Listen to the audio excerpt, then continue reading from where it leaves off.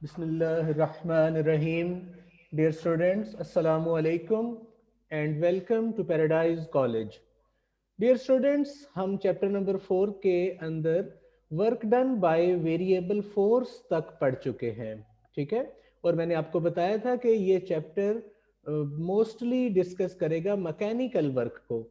तो हम online classes में हमारी कोशिश ये होगी कि एक्सरसाइज और न्यूमेरिकल्स जो हैं, शॉर्ट क्वेश्चंस और न्यूमेरिकल्स की जो प्रॉब्लम्स हैं, इनको हम रेलिवेंट आर्टिकल्स के साथ साथ करें। तो आज का जो हमारा लेक्चर है वो आपके यहाँ तक पढ़े गए बुक के सिलेबस में से शॉर्ट क्वेश्चंस और न्यूमेरिकल्स को हम शामिल कर रहे हैं, एग्जाम्पल्स को शामिल कर रहे हैं। तो नेक्स्ट भी हमारा तरीकाकार यही होगा कि हम रेलिवेंट एक्सरसाइज को साथ साथ करेंगे। आइए शुरू करते हैं। डियर स्टूडेंट्स, आपको टाइटल दिखा दिया गया है शॉर्ट क्वेश्चंस फ्रॉम एक्सरसाइज। जी, सबसे पहले ये short question number 1 chapter number 4 का, ये आपकी बुक का एक्सरसाइज का शॉर्ट क्वेश्चन है। A person holds A bag of groceries while standing still. एक आदमी के हाथ में बैग है जिस बैग में ग्रोसरीज हैं। ये ग्रोसरीज के अलावा कुछ भी हो सकता है। सिंपली वो बात कर रहे हैं कि एक आदमी के हाथ में बैग है ग्रोसरीज का और वो अपनी जगह पे खड़ा है, टॉकिंग टू हिज फ्रेंड, अपने दोस्त से बात कर रहा है। A car is stationary with its engine running. एक कार रुकी हुई है लेकिन अभी उसका इंजन रनिंग है, लेकिन कार अभी अपनी जगह से हिली नहीं है। From the stand point of work, mechanical work को सामने रखते हुए आप क्या क्या बताएंगे कि इन दोनों सिचुएशंस में क्या सिमिलैरिटी है, या ये दोनों सिचुएशंस किस तरह से सिमिलर हैं। तो प्यारे बच्चों, आप जानते हैं कि जो बंदा अपनी जगह पे खड़ा है बैग उठाए हुए, उसने भी कोई डिस्प्लेसमेंट कवर नहीं किया, तो मैकेनिकल वर्क उसका जीरो है, मैकेनिकल वर्क। और एक कार जिसका इंजन तो रनिंग है लेकिन कार अभी रुकी हुई है, तो कार ने भी कोई डिस्प्लेसमेंट कवर नहीं किया, तो वर्क के पॉइंट ऑफ व्यू से दोनों का वर्क जीरो है। तो ये इन दोनों में सिमिलैरिटी है। आइए इसको देखते हैं। In both cases work done is zero. Explanation क्या है आप जानते हैं। In both above two cases, since there is zero displacement, therefore mechanical work will be zero. तो मैकेनिकल वर्क यहाँ पे जीरो है। आप जानते हैं कि वर्क का फॉर्मूला, मैं यहाँ पे इसको एक साइड पे लिखता हूँ कि mechanical work due to constant force के लिए आपने पढ़ा था कि फोर वर्क दो वेक्टर्स का डॉट प्रोडक्ट है, एक फोर्स और डिस्प्लेसमेंट। तो जब आप डॉट प्रोडक्ट को ओपन करते हैं तो हमारे पास आएगा एफ डी कॉज थीटा। जी बच्चों, ये एफ डी कॉज थीटा आपको यहाँ पे स्क्रीन पे दिखाया भी गया है। और अगर यहाँ पे डिस्प्लेसमेंट जीरो हो जाए हेयर, इस सिचुएशन में आप जानते हैं कि कोई डिस्प्लेसमेंट कवर्ड नहीं है हेयर, डिस्प्लेसमेंट कवर्ड दोनों केसेस के लिए जीरो है। सो तो आप समझ गए कि फिर मैकेनिकल वर्क दोनों केसेस के लिए या दोनों सिचुएशंस के लिए जीरो होगा। ये वो सिमिलैरिटी थी। आइए इसको अब देख लेते हैं। यहाँ पर if displacement is zero, mechanical work is zero. और मैंने आपको ये वर्क डन के केस में बताया था कि वर्क कब कब जीरो हो सकता है। उसकी थ्री कंडीशंस बताई थी। नंबर 1, किसी बॉडी पर टोटल फोर्स जीरो हो जाए, किसी बॉडी का टोटल डिस्प्लेसमेंट जीरो हो जाए, या एंगल फोर्स और डिस्प्लेसमेंट में 90 डिग्री हो जाए। तो यहाँ डिस्प्लेसमेंट जीरो वाली जो कंडीशन है वो अप्लाई हो रही है। जी प्यारे बच्चों, होपफुली ये बात आपको समझ आ गई होगी। मैं नेक्स्ट शॉर्ट क्वेश्चन की तरफ जा रहा हूँ। इसको मैं इरेज करने लगा हूँ, इसकी अब जरूरत नहीं है, मैं इसको इरेज करने लगा हूँ। जी स्टूडेंट्स, आपको नेक्स्ट शॉर्ट क्वेश्चन में ये बताया जा रहा है calculate the work done in kilo joules. Mechanical work calculate करें और रिक्वायरमेंट है कि किलो जाउल्स में फाइंड करना है।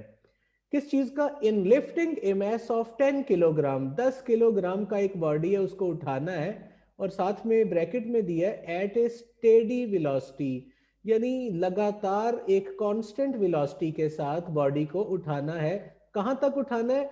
10 मीटर की हाइट तक उठाना है। यहाँ पे जो स्टेडी वेलोसिटी की टर्म है ये बहुत इंपॉर्टेंट है, इसको आप समझ लें। ये कहना क्या चाह रहा है?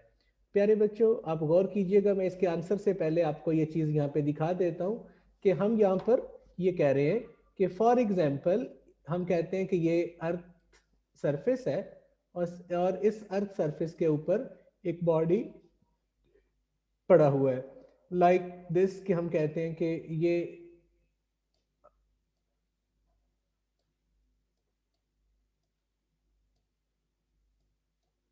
अर्थ सरफेस के ऊपर एक ऑब्जेक्ट जो है वो पड़ा हुआ है और हमने इस ऑब्जेक्ट को पॉइंट ए से यानी ज़मीन की सरफेस से उठाना है और कहाँ तक उठाना है, ये बता रहा है कि 10 मीटर की हाइट तक। अब जब आप इसे 10 मीटर की हाइट तक लेके जाएंगे तो कॉमन सेंस है कि हमें इसके वेट के ऑपोजिट एक फोर्स लगानी पड़ेगी। तो बॉडी ने कितना डिस्प्लेसमेंट कवर किया, बॉडी ने जो डिस्प्लेसमेंट कवर किया वो ऊपर को कवर किया और डिस्प्लेसमेंट कवर्ड बराबर है हाइट के। उम्मीद है बात आपको समझ आ गई होगी। लेकिन बेटा इस दौरान जो ग्रेविटेशनल फोर्स है जो जमीन चीजों को अपने सेंटर की तरफ अट्रैक्ट करती है, ये फोर्स तो मुसलसल डाउनवर्ड है, ठीक है। इसका मतलब क्या हुआ, इसका मतलब ये हुआ कि हमें एक एक्सटर्नल फोर्स की जरूरत है जो बॉडी पर लगे और बॉडी को उठाए। इसका मतलब है हम एक एक्सटर्नल फोर्स लगाएंगे और ये फोर्स ग्रेविटेशनल फोर्स के ऑपोजिट होगी। यस, और आपने इस बात को पढ़ा था प्रीवियस लेक्चर्स में कि वर्क का पॉजिटिव या नेगेटिव होना ये डिपेंड करता है कि हम किस फोर्स के लिहाज से बात कर रहे हैं। तो आप समझ गए होंगे कि जब हमने किसी बॉडी को उठाना है तो हमारी फोर्स अप्लाइड फोर्स है और अप्लाइड फोर्स और डिस्प्लेसमेंट दोनों एक डायरेक्शन में है। जबकि ग्रेविटेशनल फोर्स के लिहाज से बात करते तो हमारा वर्क नेगेटिव होना था। क्यों? क्योंकि ग्रेविटेशनल फोर्स और डिस्प्लेसमेंट एंटी पैरेलल है।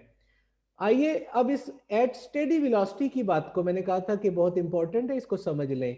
बेटा अगर हम एग्जैक्टली उतनी फोर्स लगाएंगे जितनी ग्रेविटेशनल फोर्स है तो इसका मतलब है हमारी अप्लाइड फोर्स और ग्रेविटेशनल फोर्स दोनों बैलेंस हो जाएंगी।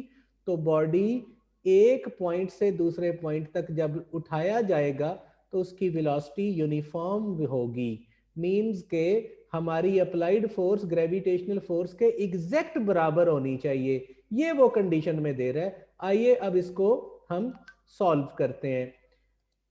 हम जानते हैं कि वर्क दो वेक्टर्स का डॉट प्रोडक्ट है। यहां मैंने फोर्स और डिस्प्लेसमेंट को बोल्ड कर दिया, इसलिए एरो हेड लगाने की जरूरत नहीं है। आप वरना एरो हेड भी लगा सकते थे, फिर बोल्ड करने की जरूरत नहीं थी। तो अप्लाइड फोर्स और डिस्प्लेसमेंट देखें दोनों क्या है, पैरेलल। तो डॉट को ओपन करते हैं तो एफ डी कॉस थीटा आता है, ये हमने इससे पहले वाले शॉर्ट क्वेश्चंस में किया। और यहां पर प्यारे बच्चों चूंकि दोनों पैरेलल हैं, अप्लाइड फोर्स और डिस्प्लेसमेंट, तो एंगल आएगा इनके दरमियान 0 डिग्री। और मजीद ये बात मैंने आपको बताई कि हेयर यहां पर जो हमारी अप्लाइड फोर्स है उसकी मैग्नीट्यूड एग्जैक्टली वेट के बराबर है। और वेट किसके इक्वल होता है, आप समझते हैं कि वेट इक्वल होता है न्यूटन सेकंड लॉ के मुताबिक एम जी के। तो एफ की जगह एम जी आ गया और डी की जगह पे आ गई हाइट, और कॉस 0 है, कॉस 0 होता है 1 के। तो देन आपके पास रिजल्ट आ जाएगा एम जी एच। एक दिन एक बच्चे ने क्वेश्चन किया था क्या हम ग्रेविटेशनल फोर्स का work directly M G H लिख सकते हैं, तो आप लिख सकते हैं बिल्कुल। तो ये आपके पास आंसर आएगा जाउल में। एम को जी को और एच को पुट करने के बाद कॉस 0 तो 1 था, तो ये 980 जाउल, बट रिक्वायरमेंट थी किलो जाउल में कन्वर्ट करें। तो आप एक प्रीफिक्स को यूज कर लें, मींस कि आप यहाँ पे 1000 पे इसको डिवाइड करेंगे तो आपका रिजल्ट किलो जाउल में आ जाएगा। ये आपका रिक्वायर्ड आंसर है। तो ये चीज़ मैंने आपको यहाँ पे दिखा भी दी। उम्मीद है कि ये बात आपको समझ आ गई होगी। मैं इसको नेक्स्ट स्लाइड पे लेके जा रहा हूँ, आप जल्दी से इसका स्क्रीनशॉट ले लीजिए। वेल स्टूडेंट्स, मैं इसको अब नेक्स्ट स्लाइड पे मूव कर रहा हूँ और ये सारी जो ड्राइंग है इसको इरेज कर रहा हूँ। आइए नेक्स्ट स्लाइड पे चलते हैं। नेक्स्ट स्लाइड में क्या है, नेक्स्ट स्लाइड में एक ग्राफ आपको हमने स्टार्ट में ही दिखा दिया और इसका हमसे रिक्वायरमेंट क्या पूछ रहा है। कहते हैं कि एक बॉडी पर फोर्स F लगती है, F उसने गिवन नहीं दी, बस कहा कि एक फोर्स है F एक्ट करती है किसी बॉडी पर through a distance L distance तक। अब ना तो डिस्टेंस का हमें पता है ना फोर्स का पता है, बस इतना कहा कि F फोर्स लगी L डिस्टेंस तक। लगने के बाद the force is then increased to 3F। अब फोर्स पहले से 3 गुना बढ़ा दी गई, मींस के F फोर्स L तक लगी, एक मरहला हो गया। उसके बाद फोर्स 3 गुना पहले से बढ़ गई, यानी अगर पहले 10 न्यूटन थी तो अब हो गई 30 न्यूटन, और वो जो 3 गुना फोर्स है वो मजीद डबल डिस्टेंस तक लगी, मींस के जहां तक पहले F लगी थी L तक, तो 3F लगी फर्दर टू L तक, यानी मजीद 2 गुना ज्यादा लेंथ या डिस्टेंस तक। ये कंडीशन ये हमें गिवन हो गया। तो कहता है draw the work diagram to scale. कहता है कि इसको हल करें वर्क डायग्राम की मदद से, यानी सबसे पहले इसका ग्राफ ड्रॉ करें और ग्राफ को यूज करते हुए कैलकुलेट करें कि टोटल कितना वर्क हुआ है, ये वो हमसे पूछ रहे।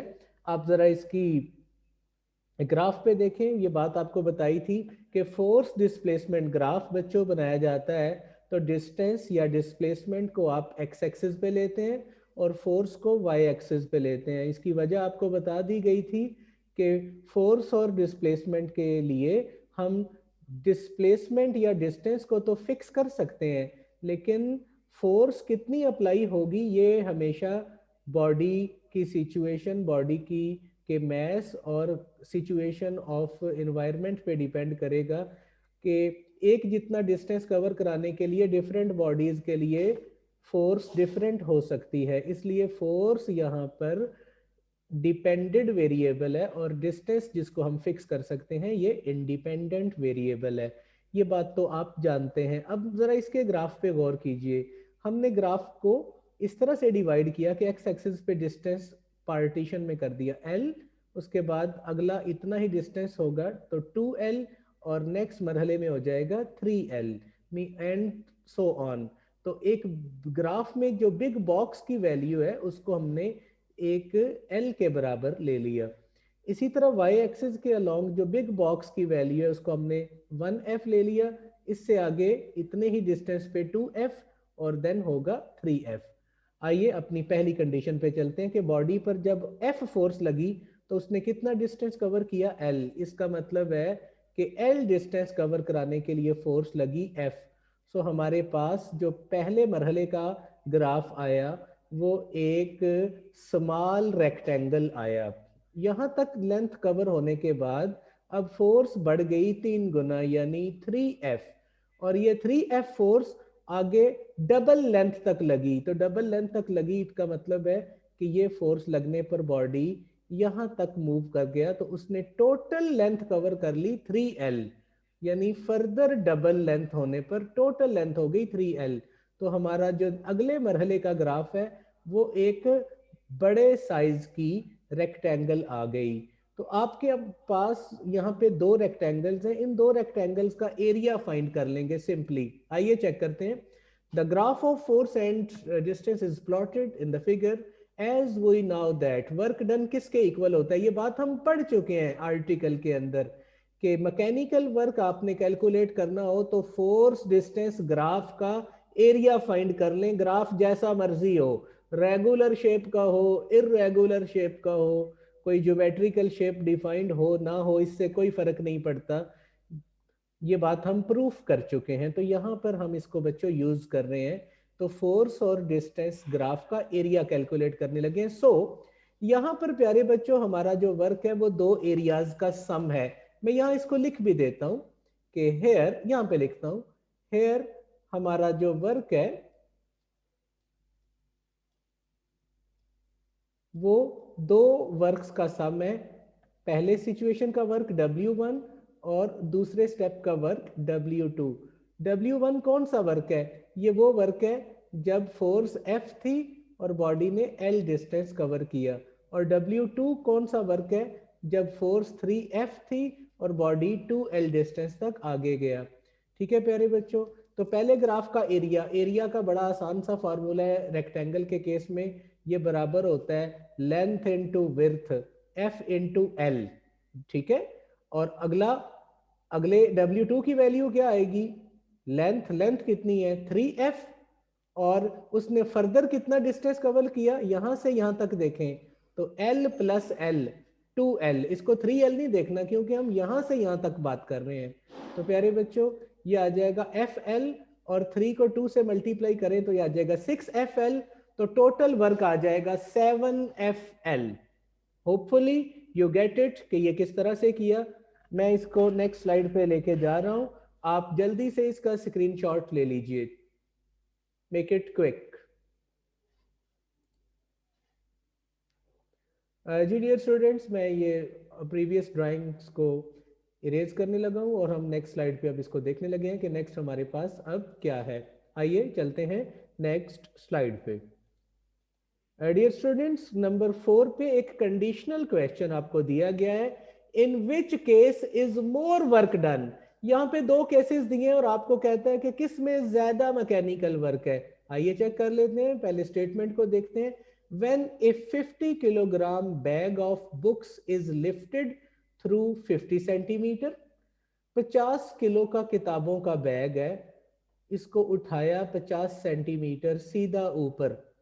ठीक है, 50 सेंटीमीटर का मतलब है आधा मीटर, क्योंकि 100 सेंटीमीटर 1 मीटर होते हैं। तो 50 किलोग्राम का बुक्स का बैग है जिसको सीधा ऊपर उठाया 50 सेंटीमीटर। ठीक है, एक ये वर्क है। या फिर दूसरा वर्क क्या कहता है, 50 किलोग्राम का एक क्रेट है। आपने देखा होगा मंडी में जो फल सब्जियां जो पैक होके क्रेट्स में आती हैं, 50 किलोग्राम का क्रेट है जिसको धकेला 2 मीटर फर्श के ऊपर 50 न्यूटन फोर्स के साथ। यानी एक क्रेट को 50 किलोग्राम के क्रेट को 50 न्यूटन फोर्स के साथ 2 मीटर फर्श के ऊपर ही धकेला। तो कहा जा रहा है कि बताइए किस केस में आपको ज्यादा वर्क करना पड़ा। तो हम इन दोनों वर्क्स को कैलकुलेट कर लेते हैं, कैलकुलेट करने के बाद हम आंसर्स को देखकर कंपेयर कर लेंगे। आइए पहले केस नंबर 1 की बात करते हैं। केस नंबर 1 में क्या है, 50 किलोग्राम का, अब आप इसको इस तरह से देख लीजिए कि 50 किलोग्राम का एक मैस है और उसको कितनी हाइट तक उठाया, 50 सेंटीमीटर मीन्स 0.5 मीटर। यस, तो आपको प्यारे बच्चों मैंने अभी इससे प्रीवियस में फॉर्मूला बताया था कि आप वर्क डायरेक्ट भी mgh ले सकते हैं जब किसी बॉडी को उठाया जाए ग्रेविटेशनल फील्ड में या ऊपर से नीचे आए, तो दोनों केसेस में आप वर्क mgh ले सकते हैं। बस ये ख्याल रखना है कि अगर अप्लाइड फोर्स के लिहाज से बात करेंगे तो उठाने का वर्क हमेशा पॉजिटिव आएगा। तो F डॉट डी, फोर्स और डिस्प्लेसमेंट दोनों पैरेलल, तो ये mgh के इक्वल आ जाएगा। मैं यहाँ पे इसको वंस अगेन दिखा देता हूँ।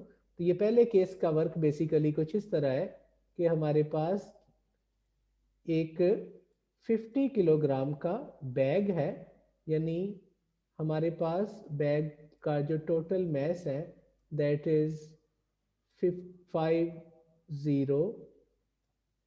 किलोग्राम, और इस बैग को हमने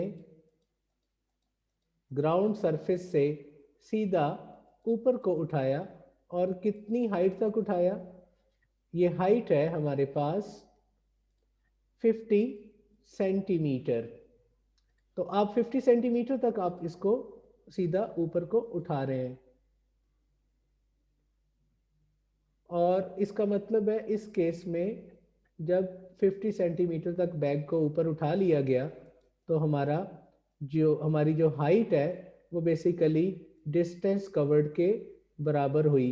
और ऐसा करने के लिए आपको एक एक्सटर्नल फोर्स की ज़रूरत थी, और ये फोर्स यकीनन आपको लगानी पड़ेगी ग्रेविटेशनल फोर्स के ऑपोजिट। ये बात हम वैसे पहले कर चुके हैं, लेकिन वंस अगेन आपको दिखा रहे हैं कि एक्सटर्नल फोर्स जो हमने लगाई वो डिस्प्लेसमेंट के पैरेलल लगाएंगे, क्योंकि बॉडी ऊपर को गया और एक्सटर्नल फोर्स भी हमने ऊपर को लगाई। तो with respect to external force ये वर्क पॉजिटिव है। आइए इसको कैलकुलेट करते हैं। m कितना है आपके पास 50 किलोग्राम, g ग्रेविटेशनल एक्सेलरेशन 9.8 और हाइट है 0.5। जब हम इनको मल्टीप्लाई करते हैं तो हमारे पास आंसर आता है 245 जूल। अब इस वर्क को हम फर्स्ट केस का वर्क कह रहे हैं।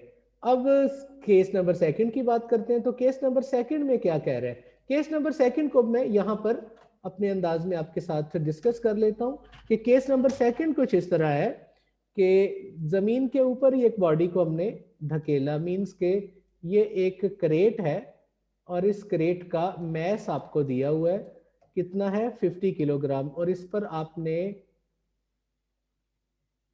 स्ट्रेट फोर्स अप्लाई की और इस फोर्स के अप्लाई होने पर ये जमीन के ऊपर पुश होता हुआ एक पॉइंट से दूसरे पॉइंट तक गया और इसने कितना डिस्प्लेसमेंट कवर किया? यकीनन ये डिस्प्लेसमेंट उसी डायरेक्शन में है जिस डायरेक्शन में आपने इस पर फोर्स अप्लाई की। सो होपफुली आप समझ गए होंगे कि ये वर्क पॉजिटिव आएगा। और डिस्प्लेसमेंट कितना इसने कवर किया? 2 मीटर। तो ये तो बच्चों सीधा सीधा वर्क है, मैकेनिकल वर्क आप कैलकुलेट करेंगे कि फोर्स और डिस्प्लेसमेंट के डॉट प्रोडक्ट से। तो सेकंड केस में 50 किलोग्राम का क्रेट था और उसने डिस्टेंस यानी डिस्प्लेसमेंट कवर किया 2 मीटर। तो आप एफ डॉट डी को ओपन करेंगे। ये कॉस जीरो क्यों है? आप समझ गए कि फोर्स और डिस्प्लेसमेंट दोनों पैरेलल हैं, ठीक है। तो पैरेलल हो तो डॉट में कॉस जीरो आता है। अब आप इनको मल्टीप्लाई करें 50 इंटू 2 तो ये आ गया 100 जूल।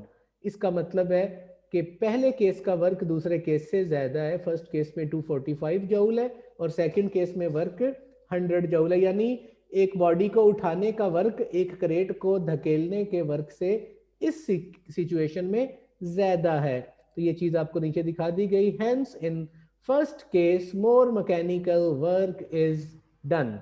जी बच्चों, ये शॉर्ट क्वेश्चन नंबर 4 भी आपका कंप्लीट हुआ। मैं इसको नेक्स्ट स्लाइड पे लेके जा रहा हूं, आप प्लीज इसका स्क्रीनशॉट ले लीजिए।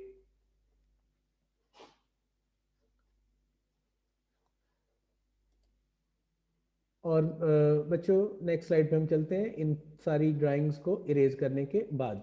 आइए नेक्स्ट स्लाइड की तरफ मूव करते हैं। नेक्स्ट स्लाइड में हमें एक शॉर्ट क्वेश्चन है, बड़ा सिंपल सा। इसको हम वैसे पोटेंशियल एनर्जी की टाइप्स में पढ़ने वाले हैं, लेकिन चूंकि हम जानते हैं कि वर्क होता ही तब तक नहीं है जब तक बॉडी के पास एनर्जी ना हो। तो यहाँ पे एक सवाल कर रहे हैं कि एक बॉडी के पास 1 जूल पोटेंशियल एनर्जी है, बताएं इसका क्या मतलब है। पोटेंशियल एनर्जी को जब हम बतौर आर्टिकल पढ़ेंगे तो डिटेल से बताया जाएगा पोटेंशियल एनर्जी क्यों पोजेस होती है, पोटेंशियल एनर्जी की लिमिट क्या है, पोटेंशियल एनर्जी जो है वो कब और किस सिचुएशन में घटती है बढ़ती है। ये सारी बातें मैकेनिकल एनर्जी में हम देखने वाले हैं। यहाँ सिर्फ एनर्जी 1 जूल का मतलब आपसे पूछ रहा है। तो इसका बच्चों एक ही मतलब है कि एक बॉडी के पास 1 जूल पोटेंशियल एनर्जी का मतलब है 1 जूल वर्क करने की एबिलिटी उसमें मौजूद है। यानी 1 जूल वर्क करने की सलाहियत उसमें पोजेस है, छुपी हुई है, उसके अंदर मौजूद है। बस ये इसका मतलब। और ये एक लाइन का शॉर्ट क्वेश्चन है, आप देख लें। Numerical problems. न्यूमेरिकल प्रॉब्लम्स में हम यहाँ पे डिस्कस करने वाले हैं पहला numerical 4.1 from your exercise. A man pushes a lawn mower with 40 Newton force directed at angle of 20 degree downward from horizontal। ये घास काटने वाली मशीन आपने देखी होगी। इसको जब कोई बंदा चलाता है तो वो एक हैंडल या एक सपोर्ट की मदद से उस लॉन मूवर को खींचता है, ठीक है। तो बिल्कुल ये तो चूंकि एक कॉमन सी चीज़ है, आपने ज़रूर देखी होगी, इसका मुशाहिदा किया होगा कि 40 न्यूटन की फोर्स लगा रहा है वो बंदा, लेकिन वो फोर्स 20 डिग्री एंगल पे लग रही है। तो बताएं उस बंदे ने कितना वर्क किया अगर वो घास की जो स्ट्रिप है वो 20 मीटर काट ले। इसका मतलब है लॉन मूवर सीधी चले और 20 मीटर तक चले तो बताएं कितना वर्क हुआ, जबकि 20 मीटर तक की स्ट्रिप कट चुकी है। इसको आप ये समझेंगे कि यहाँ पे प्यारे बच्चों आपको अप्लाइड फोर्स दी हुई है 40 न्यूटन। थीटा क्या है? Angle between force and covered displacement. और बॉडी ने कितना डिस्प्लेसमेंट कवर किया? 20 मीटर। और आपने इस वर्क को कैलकुलेट करना है ये वर्क mgh को नहीं आपने देखना, क्योंकि ये mgh तो ग्रेविटेशनल फोर्स के वर्क को कहते हैं। मैं यहाँ पे इसको क्रॉस कर रहा हूँ। आपने यहाँ पे वो वर्क कैलकुलेट करना है जो अप्लाइड फोर्स यहाँ पे कर रही है। तो डियर स्टूडेंट्स, आप समझ गए होंगे कि वर्क का फॉर्मूला मैकेनिकल वर्क का एफ डॉट डी होता है। मैं यहाँ पे 1 मिनट के लिए फिर आपको बताता चलूँ कि वर्क के लिए एफ डॉट डी का फार्मूला डायरेक्टली आप तभी लगा सकते हैं जब हमारे पास फोर्स कांस्टेंट हो। ठीक है, तो ये फोर्स कांस्टेंट के ही सारे केसेस अभी तक हमारे पास आ रहे हैं। जब आप इसे ओपन करते हैं डॉट को, तो एफ डी कॉज थीटा आ गया। मैंने पहले एफ और डी को बोल्ड किया हुआ था, ये वेक्टर्स लिखे हुए थे और ये उनकी मैग्नीट्यूड लिखी है।